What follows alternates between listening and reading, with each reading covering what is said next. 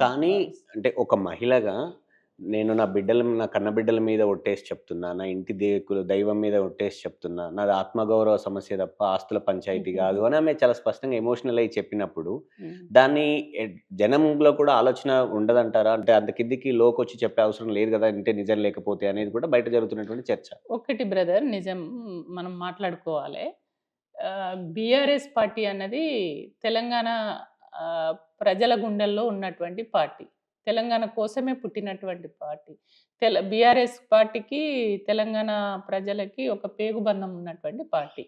ఈ పార్టీ మొన్న ఓటమికి కారణం ఎవరు? మీరే చెప్పండి. కవిత కదా! ఇవాళ మొన్న పార్లమెంట్ ఎన్నికలలో కూడా ఒకరు కూడా గెలవడానికి మీ పైన వచ్చినటువంటి లిక్కర్ స్కామ్ ఏదైతే ఉందో, ఆ లిక్కర్ స్కామ్ ఆరోపణల వల్ల కదా పార్టీ డ్యామేజ్ అయింది. మేము ఎవరికి కూడా జవాబు చెప్పుకోలేనటువంటి పరిస్థితిలో మీరు ఇరుక్కున్నారా లిక్కర్ విషయంలో? ఆ లిక్కర్ విషయంలో ఇవాళ ఆ స్కీమ్‌లో ఇరుక్కున్నప్పుడు బీఆర్ఎస్ పార్టీలో ఉంటూ, బీఆర్ఎస్ పార్టీకి నష్టం చేసే విధంగా సెంట్రల్‌లో ఉన్నటువంటి బీజేపీ పార్టీతో పెద్దలతోటి మాట్లాడి నష్టం చేసేటువంటి ప్రయత్నం కూడా చేసిర్రు గదా! అది నిజం గదా! అది ప్రజలకు తెలవదా? మళ్ళా అదే గాకుండా వాళ్ళ మెప్పు పొందడం కోసం, బీజేపీ పార్టీకి సంబంధించిన పెద్దల మెప్పు పొందడం కోసం మీరేం జేషిండ్రు? రామ మందిరం కట్టడం అనేది ఇవాళ అయోధ్య అనేది శుభ పరిణామం అని జెప్పేసి పొగిడిండ్రు. దేనికి సంకేతం? ఎవరి మెప్పు పొందడానికి? అది తెలంగాణ ప్రజలకు తెలవదా?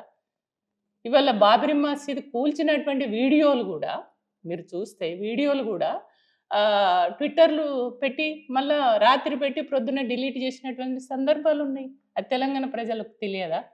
ఇవన్నీ కూడా ఎవరికి ఉపయోగపడతాయి? దేనికి సంకేతం? కానీ బీజేపీతో టై అప్‌లో ఉంటే ఆమెను అరెస్ట్ చేసి జైల్లో పెట్టరు. అదే అప్పుడు తను ఆశించి ఆ కేసు నుంచి బయటపడడం కోసం ఆమె అది చేసింది. అది బెడిసి కొట్టింది. ఆమె అరెస్ట్ అయింది, జైలుకి పోయింది. జైలుకి పోయి బయటకు వచ్చినాక కూడా కాంగ్రెస్ పెద్దల్ని కలిసింది, నేను కాంగ్రెస్‌లోకి వస్తాను. అక్కడే బెడిసి కొట్టేసరికి ఇప్పుడేం చేస్తుంది? ఇవాళ రాజీనామా అనేటువంటిది ఒకటి ఇచ్చేసి అది శాసన మండలి వేదికగా ఇవాళ అటు వాళ్ళు చీకోటి, ఇటు వీళ్ళు చీకోటి, ఎటు కాకుండా ఒంటరిగా ఇదైపోయి దాన్ని ఆ వేదికగా చేసుకొని మళ్ళీ కొత్త దుకాణం పెట్టుకోవడానికి ఒక ప్రయత్నం తప్ప ఇంకొకటి కాదనేది నా అభిప్రాయం. ఇంకొకటి వాళ్ళు ఈడీ నోటీసులు ఇచ్చింది. ఈడీ నోటీసులు ఇచ్చిన తర్వాత వాళ్ళు ఎందుకు నోటీసులు ఇచ్చిండ్రు? మీకు కూడా తెలుసు, తెలంగాణ ప్రజలందరికీ కూడా తెలుసు కదా! ఇవాళ మీ పిఏల అకౌంట్ల నుంచి కానీ, మీ పిఏల బినామీల అకౌంట్ల నుంచి కానీ, మీ బంధువుల కుటుంబ సభ్యుల బినామీల అకౌంట్ల నుంచి కానీ, మీ భర్త మిత్రులకు సంబంధించినటువంటి అకౌంట్ల నుంచి ఇవాళ అరుణ్ పిల్లేకు చేతులు మారినాయి అనేది అకౌంట్ల నుంచి మా డబ్బులు పోయినాయి అనేది నిజం కదా! ఈడే కదా నోటీసులు ఇచ్చింది.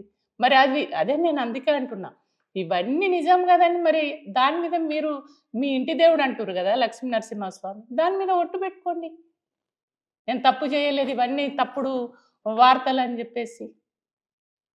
ఇవన్నీ ఆరోపణలు వచ్చిన తర్వాత పార్టీకి చాలా డ్యామేజ్ అయింది. అప్పుడు మిమ్మల్ని బయటకు తీసుకురావడానికి కేసీఆర్ గారు, కేటీఆర్ గారు, హరీష్ రావు గారు ఎన్ని తిప్పలు పడ్డారు. ఇవాళ కేసీఆర్ గారు ఒక చరిత్ర కలిగినటువంటి వ్యక్తి, ఇవాళ ఎంతో అనుభవం ఉన్నటువంటి వ్యక్తి. తెలంగాణ ప్రజల అనుమనువున తెలంగాణ ప్రజల మనోభావాలు, తెలంగాణ ప్రాంత ప్రజల సమస్యలు ప్రతిదీ కూడా తెలిసినటువంటి వ్యక్తి. తెలంగాణ తెచ్చుకోవడం కోసం ఆయన ఎన్ని తిప్పలు, ఎన్ని వర్గాల ప్రజల్ని ఏకం చేయడం కోసం ఎన్ని పోరాటాలు, ఎంతమందిని కలుపుకొని పనిచేసినటువంటి వ్యక్తిని ఇవాళ మీరు తప్పుపడితే, తెలంగాణ తీసుకొచ్చినటువంటి తెలంగాణ ప్రజలేమో ఒక గాంధీగా చూస్తున్నారు, ఒక ఉద్యమ నేతగా ఇవాళ తెలంగాణ ప్రజలు కేసీఆర్ని గుండెల్లో పెట్టుకొని కాపాడుకుంటున్నారు.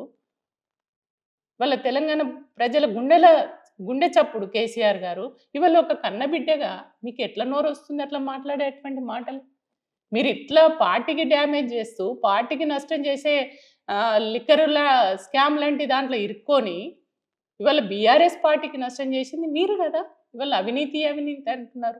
ఎవరు అవినీతి అనేది తెలంగాణ ప్రజలకు తెలుసు. ఇవాళ తెలంగాణ ఉద్యమంలో వచ్చినప్పుడు మీరు ఎట్లున్నారు? ఇప్పుడు అప్పుడున్న కవిత ఏంది? ఇప్పుడున్న కవిత ఏంది అనేది తెలంగాణ ప్రజలకు తెలవదా?